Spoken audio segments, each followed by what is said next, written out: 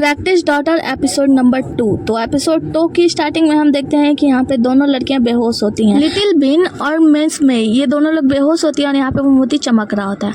हम इसको मोती बोलेंगे, हाँ मून स्प्रिट पर्ल को मोती ही बोलेंगे अब से। हम देखते हैं कि चांद अपनी रोशनी बिखेर रहा होता है। यहाँ पे जैसे ही मिस मई की आंखें खुलती हैं वो देखती हैं कि 3 चोर जो हैं वो लिटिल बिन को उठा लेते हैं और वहाँ से जाने लगते हैं मिस मई को बाय करके। मिस मई उठती हैं और इन चोरों के पीछे भागती है, कहती है कि पहले पिता, दूसरे पिता, तीसरे पिता, रुक जाओ, मेरे साथ चलो, मुझे ऐसे क्यों छोड़कर जा रहे हो। यहाँ पे तीनों चोर मिस मई से बचते बचाते भागने लगते हैं। जिसके बाद से हम देखते हैं कि मिस मई आगे जाती है, एक छोटा सा दीवार देखती है, पार करने की कोशिश करती है, कहती है कि मुझे क्या हो गया, मैं छोटी सी दीवार को भी पार नहीं कर पा रही हूँ। लेकिन वहाँ पे कुछ स्टूल और टेबल होता है जिसको लगाने के बाद कहती है मैं जरूर पार कर लूँगी, और स्टूल टेबल लगाकर वहाँ से पार करती हैं। हम देखते हैं कि यहाँ पे जो तीनों चोर होते हैं वो साइड से इन्हें देख रहे होते हैं और उनसे बचने की कोशिश कर रहे होते हैं, और मिस मई जो होती है इन चोरों का ही पीछा कर रही होती है। तीनों चोर जाके साइड में छिप जाते हैं। मिस मई देखती हैं तो भागते भागते उनके पास आती है, बहुत ज़्यादा हाफ रही होती है, कहती है कि तुम लोग इतनी जल्दी यहाँ से भाग रहे हो, क्या मुझे छोड़कर जाने वाले हो। तो यहाँ पे वो तीनों चोर पूछते हैं कि मिस आप कौन है। तो वो कहती है क्या तुम मुझे ना पहचानने का मतलब नाटक कर रहे हो, तुम मुझे नहीं पहचानते। उसके बाद से जब वो 3 चोर वहाँ से जाने लगते हैं वो भी साथ साथ में जाने लगते हैं। तभी उनमें से एक चोर जो होता है वो मिस मई को धक्का दे देता है, मिस मई वहीं पे गिर जाती है। उसके बाद से कहती है कि बिग डैडी मतलब बड़े पापा यू क्या आप पागल हो गए हैं, मुझे चुपके से धक्का दे दिया आपने। तो वो कहती है, चोर रुक जाता है, कहते हैं कि इनसे हमारा नाम कैसे पता है। फिर वो उनके पास अभी आ ही रही होती, तभी हम देखते हैं कि एक नकाबपोश लड़की आती है और यहाँ पे इन तीनों चोरों को धमकाने लगते हैं, कहती है कि जल्दी से मोती मेरे हाथ में दे दो। इतना देखना था कि मिस दौड़ते हुए आती है और कहती है कि आए नकाबपोश लड़की, तुम हम लोग को धमका रही हो, क्या तुम मरना चाहती हो, क्या मैं भी चिल्लाऊंगी तुम हम लोग को परेशान करियो, ऐसा कहूँगी तो हम सभी साथ में मरेंगे। तो इतना देखना था कि हम देखते हैं कि वहाँ पे राजा आ रहे होते हैं, यानी क्राउन प्रिंस आ रहे होते हैं। इतना देखकर मतलब क्राउन प्रिंस के आने की हार्ट सुनकर नकाबपोश लड़की वहाँ से भाग जाती है। मिस मई कहते हैं देखो मैंने अच्छा काम किया ना। तभी क्राउन प्रिंस आते हैं और ये चोर जो होते हैं मिस मई को क्राउन प्रिंस के सामने ही धक्का दे देते हैं। मिस मई जाकर क्राउन प्रिंस के आगे गिरती है और उसको भटकाने की कोशिश कर रही होती है। वो भटकाने की कोशिश कर रही होती है ताकि वहाँ से उनके तीनों चोर पापा निकल सके, मतलब वहाँ से तीनों चोर निकल सके। वो बार बार क्राउन प्रिंस के आगे पीछे घूम रही होती है और क्राउन प्रिंस कहते हैं क्या हुआ, आप इतना ज़्यादा फिसल क्यों रही हैं, मेरे ऊपर ही क्यों गिर जा रही हैं। वो कहती है माफ़ करना, मैं सच में बहुत ज़्यादा फिसल रही हूँ। वो कहते हैं कि तो मेरा पीछा क्यों कर रही हो, जाओ ना अपनी जगह पे आप। तो वो कहती है कि नहीं मैं नहीं जा सकती, मुझे चिंता है ना कहीं आपको कहीं कुछ हो ना जाए, और मैं आपको बचाने की कोशिश कर रही हूँ। और बार बार क्राउन प्रिंस के आगे पीछे चिपक रही होती है, घूम रही होती है। क्राउन प्रिंस कहते हैं क्या तुम्हारी 2 आत्माएं हैं, मतलब तुम अजीब अजीब सा व्यवहार क्यों करी हो, अगर इतना फिसलन ही करती हो तुम तो तुम बताओ मैं ग्रैंड चांसलर से बात करूँ कि वो आपके लिए फिसलन वाले जूते बना दे, आप इतना ज़्यादा गिर रही हैं। वो क्राउन प्रिंस को हटाने के लिए, क्योंकि उनके तीनों पापा वहीं पे होते हैं, उन्हें इशारा कर रही थी कि तुम लोग यहाँ से जाओ, और क्राउन प्रिंस के हटाने के लिए जब उनको खींचती हैं तो अचानक से क्राउन प्रिंस उनके साथ ही गिर जाते हैं, और दोनों कभी क्राउन प्रिंस उनके ऊपर कभी वो क्राउन प्रिंस के ऊपर, और डोलते डोलते एक बागबान की तरफ चले जाते हैं। क्राउन प्रिंस कहते हैं ये सब तुम्हारे ही वजह से हुआ था ना, तुमने ये सब कुछ किया, तुमने वो शराब में कुछ मिला था। तो वो कहते हैं कि पागल हो क्या, मैं क्यों मिलाऊंगी, वो सब तुम्हारे हिजड़े का काम था, वो सब तुम्हारे तीखे हिजड़े ने दिया था। तब वो कहते हैं कि बस भी करो, और तुम कितनी अश्लील हो, मतलब कि ग्रैंड चांसलर की बेटी इतनी ज़्यादा अश्लील है, लड़कों को प्रोवोक करने के लिए ये सब करती है। तो वो कहते हैं कि तुम कितने अश्लील हो, तुम बताओ, पहले तो तुम मुझे बुरा कह रहे हो और फिर तुम किसी और के पीछे किसी और की बातचीत कर रहे हो, किसी और के बारे में इतना बुरा भला बोल रहे हो। तो वो कहते हैं कि बुरा भला बोल रहा हूँ। तो वो कहते हैं कि हाँ और नहीं तो क्या, पहले मेरे बारे में बोले और फिर ग्रैंड चांसलर के घर के बारे में बोल रहे हो कि उनकी बेटी ऐसी वैसी। तो वो कहता है कि ये निश्चित रूप से बात है कि मैं तुम्हारी ही बात कर रहा हूँ। वो कहते हैं कि क्या तुम पागल हो गए हो, तुम्हारा दिमाग नहीं है क्या। तो क्राउन प्रिंस कहते हैं कि तुम पागल हो गए हो, मुझे मोहित करने के लिए तुम ये सब चाले चली हो ना। वो कहती है कि बस भी करो, तुम कितने ज़्यादा बेकार हो, मैं तुम्हारे लिए ये सब क्यों करूँगी, तुम इतने भी ज़्यादा आकर्षित नहीं हो, मतलब वो बोल रही होती है। तो क्राउन प्रिंस फिर उसे दूसरी तरफ पटक देते हैं, उसके ऊपर आ जाते हैं, कहते हैं कि अच्छा मैं आकर्षित नहीं हूँ। उसके बाद से वो उनको ऊपर पटकते पटकते एकदम बागवान की तरफ चले जाते हैं जहाँ पे गुलाब का फूल होता है, और जो गुलाब का फूल जो होता है वो क्राउन प्रिंस के पिछवाड़े में गिर जाता है। तो क्राउन प्रिंस कहते हैं कि मुझे दर्द हो रहा है। वो कहती है कहाँ। तो वो कहता है कि देखो मेरे पिछवाड़े में। तो वो कहती है कि तुम कितने तुच्छ हो ना, मतलब ऐसी गंदी बातें अश्लील बातें कैसे कर सकते हो। तो वो कहता है कि देखो क्योंकि मुझे गुलाब के कांटे गड़ गए हैं। क्राउन प्रिंस जैसे ही उठते हम देखते हैं दूसरी तरफ जिंग आ जाता है, उन्हें देखकर अपना चेहरा दूसरी तरफ कर लेता है। वो गलत समझता है कि पता नहीं ये लोग क्या कर रहे हैं। तो यहाँ पे क्राउन प्रिंस कहते हैं कि जिंग इधर आओ। जिंग क्राउन प्रिंस का पर्सनल गार्ड होता है और ये आता है उनसे बताता है कि मैंने संग्रहालय की जांच कर लिया, वहाँ पे सब कुछ सुरक्षित है, कुछ भी ऐसा पता नहीं चला है।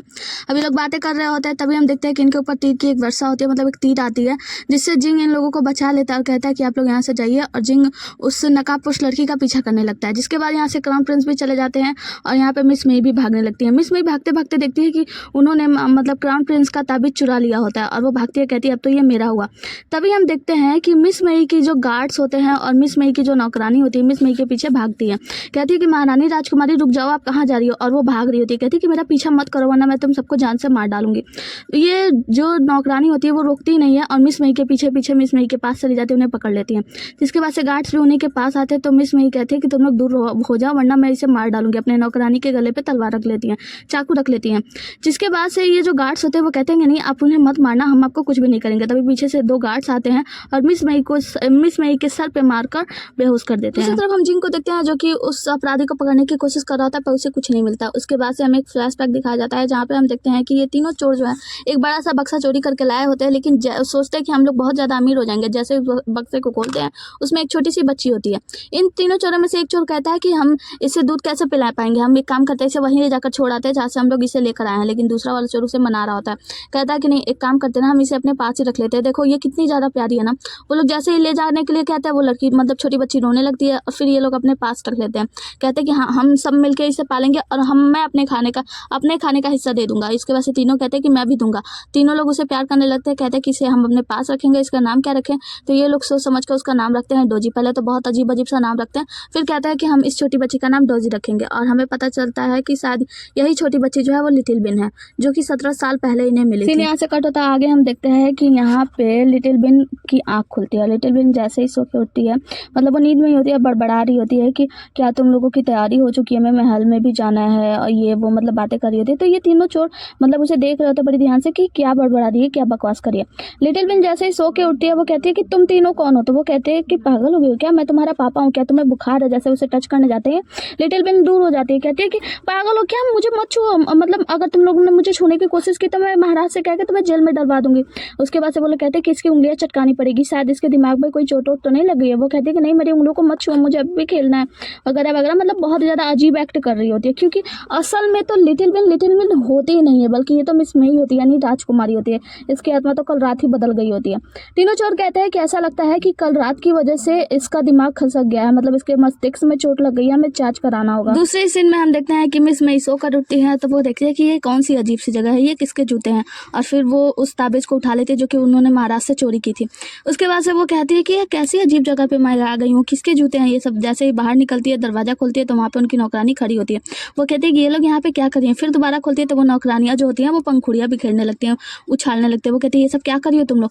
तो वो कहते हैं कि आपने ही तो कहा था कि जब मैं सोकर उठूँ तो आपके लिए ये पंखुड़ियाँ बिछा मतलब हम लोग उड़ाएं, जिससे कि आपको तरोताजा महसूस हो सके। मिस मई कहती है यहाँ से गया तुम लोग ये सब मेरे लिए कर रही हो। तो वो सब कहती है कि हाँ। उसके बाद से मिस मई कहती है ठीक है, तो फिर मुझे यहाँ से भागना होगा, और वो भागने लगती है लेकिन वहीं पे धड़ाम से गिर जाती हैं। दूसरे सीन में हम लिटिल बिन को देखते हैं जो कि बहुत अजीब हरकतें कर रही होती है कि तुम लोग मेरे पापा नहीं हो, तुम लोग क्या कर रहे हो, मैं डोजी नहीं हूँ, मुझे छोड़ दो। लेकिन वो अचानक से अपने आप को शीशे में देखती है और चौंक जाती है कि ये सब क्या हो रहा है। और दूसरी तरफ हम देखते हैं कि यहाँ पे राजकुमारी यानी मिस मई भी अपने आप को शीशे में देख लेती है और कहती है कि ये सब क्या है। और वो अपने नौकरानी से पूछने का कोशिश करती है कि मैं कौन हूँ और ये कौन सी जगह है। तो वो बताती है कि ये ग्रैंड चांसलर का घर है और आप मिस मई है, मैं आपकी नौकरानी हूँ, आप मेरी राजकुमारी है। उसके बाद से उसे थोड़ी बहुत समझ में आती है। उसके बाद से वो याद करती है कि कल रात को वो डॉजी के साथ यानी कि लिटिल बिन के साथ गिर गई थी और शायद यहाँ पे वो सब कुछ हो गया। वो कहती है कि यानी मेरे तीनों पापा जिस लड़की को ले गए हैं तो हो सकता है कि वो राजकुमारी हो। जब मिस मई को समझ में आता है तो वहाँ से भागने लगती है। तो उनकी नौकरानी रोकती है, कहती है कि चलो अब महारानी की तैयार होने के लिए जल्दी से कपड़े लेकर आओ। वहाँ पे सामान वामान लेकर आ जाते हैं। वो उठाती है पानी, कहती है कि मैं बहुत ज़्यादा थक गया हूँ, मुझे पानी पीना होगा। जैसे पानी पीती कहती है कि ये सब क्या है। तो उनकी नौकरानी बताती है कि राजकुमारी रुक तो जाइए, ये पानी जो है वो आपके गरारा करने के लिए खारा पानी था। फिर दूसरा पानी उठाती है तो वो कहती है ये हाथ धोने के लिए था। तो वो कहती है तुम लोगों ने मुझे रोका क्यों नहीं। वो कहती है कि लेकिन राजकुमारी आप रुकी कहाँ नहीं। उसके बाद से कहती है कि आपको कपड़े बदलने की जरूरत है। तो वो कहती है मैंने कपड़े तो पहने, आप क्यों बदल रही हो तुम लोग। तो बताती है कि राजकुमारी आप क्या भूल गई, आपने कहा था कि खाने के लिए अलग कपड़े, नहाने के लिए अलग कपड़े और बाहर जाने के लिए अलग कपड़े, ये करने के लिए अलग कपड़े, वो करने के लिए अलग कपड़े। तो वो कहती है कि हाँ ठीक है लो चेंज करो, और दोनों हाथ दे देती है, हटा देती है, कहती है लो तुम लोग चेंज करो। और चेंज कर रही होती है तो वो कहती है कि तुम्हारी राजकुमारी तो सचमुच में गिरगिट है पूरी तरीके से। दूसरी तरफ हम क्राउन प्रिंस को देखते हैं जहाँ पे जिंग आके बताता है कि महाराज हमने महल की अच्छी तरीके से जांच कर ली है, कोई भी ऐसा व्यक्ति नहीं मिला जिससे हमें पता लगा सके कि ये जो हथियार है वो किसने चलाया था। तो वो कहते हैं कि ठीक है, तो फिर जाकर दुकानों पे पता करो कि ये हथियार किसने खरीदा था। जिसके बाद से वहाँ से जाने लगते हैं तो वो कहते हैं कि अच्छा ये बताओ ये दारू बारू के बारे में क्या है। तो वो जिंग बताते हैं कि महाराज वो जो दारू है ना वो एक विशेष प्रकार का दारू है। उसके बाद उनका हिजड़ा बताता है महाराज की कि आपने कल पहली बार पी थी और आपने कुछ ज़्यादा पी ली होगी, इसीलिए आपके ऊपर असर कर गया, वरना उस दारू का कुछ ऐसा नहीं है, उसमें कुछ भी मिला हुआ नहीं था। जिसके बाद से प्रिंस कहते हैं कि अच्छा। उसके बाद से हम देखते हैं कि वहाँ पे एक नौकरानी आती है, एक मोती गिराती है, फिर उसे उठा के सब बड़े संभाल के ले जा रही होती है। जिसके बाद से महाराज कहते हैं कि ये बताओ कि कल वो इतनी सारी युक्तियाँ मतलब जो औरतें आई थी वो महल में क्यों आई थी, उनका क्या है। क्राउन प्रिंस के यून जो होते हैं वो बताते हैं कि महारानी ने वो सारी लड़कियां आपके लिए भेजी थी ताकि आपके साथ वो पढ़ाई कर सके और इनमें से कोई उपयुक्त लड़की देखकर आपका जीवन साथी चुना जा सके। बिल्कुल निश्चिंत रहिएगा क्योंकि सेंगडोंग से इन लड़कियों का 3 पीढ़ियों से कोई भी लेना देना नहीं है। महाराज कहते हैं बस बहुत हुआ, अब शांत रहो। इसके बाद से महाराज पूछते हैं कि मैं युशान का क्या वो भी उन लड़कियों में शामिल है, आज वो भी आएगी। तो यहाँ पे उनका यूंज बताता है कि महाराज आप निश्चित रहिए, महारानी के द्वारा वही लड़की है जो कि सबसे पहले चुनी गई है और नंबर 1 पे है, लेकिन अगर आप उनमें दिलचस्पी नहीं दिखा रहे हैं तो आप उन पर बिल्कुल भी ध्यान मत दीजिए। तो महाराज कहते हैं ठीक है, तुम वहाँ से जा सकते हो। तभी हम देखते हैं कि यहाँ पे एक आदमी आता है जिसका नाम डोंगसी होता है। बताता है कि महाराज मैंने राहत का भोजन भेजने से पहले वहाँ पे जांच की तो हमें पता चला कि वहाँ पे आपदा और पूरी तरीके से बढ़ रही है और ग्रैंड ट्यूटर ने बताया कि ये सब में ना सिर्फ बच्चे और महिलाएं हैं जो कि पीड़ित हो रहे हैं। महाराज कहते हैं कि ठीक है, फिर मैं जाके वहाँ पे स्वयं। जिसके बाद से हम मिस मई को देखते हैं जो कि फिर से भाग रही होती हैं और पीछे पीछे उनकी नौकरानियां लगी होती है। वो जाते हुए देखते हैं खाना, तो कहते हैं कि खाना बहुत ज़्यादा जरूरी है और जाके बैठ के खाने लगती हैं और बड़े मजे से खा रही होती है। वहीं पे क्राउन प्रिंस गुजरता है तो वो कहते हैं कि अब मुझे क्या डरना, अब तो मैं राजकुमारी हूँ ना, अब तो मैं कहीं भी खा सकती हूँ, ग्रैंड चांसलर की बेटी हूँ। कहती हैं कि माँ मैं भी आ जाओ ना, मेरे साथ खाओ। तो यहाँ पे यूं चाहता है, बताता है कि राजकुमारी ये प्रिंस के लिए खाना लगा हुआ था। तो वो कहते हैं क्या हुआ, तो महाराज को भी यहीं पे बुला दो। और उनका जो यूंच होता है वो महाराज से माफी मांगता है। महाराज आते हैं, कहते हैं कि ठीक है अभी तुम लोग जाओ यहाँ से और मैं यहीं पे बैठूंगा। वो राजकुमारी के पास बैठ जाता है तो राजकुमारी उनको अपने दोनों हाथों से खाना परोसने लगती है। कहती है लो ना, खाओ ना। वो उनका हरकत देखता है, कहता है कि कितनी अजीब हरकतें कर रही है, मतलब ये सब क्या है। वो कहता है कि ठीक है तुम एक हाथ से भी तो खाना परोस सकती हो। उसके बाद से वो कहती है कि हाँ ठीक है, तुम्हें खाना है तो खाओ, नहीं तो मत खाओ।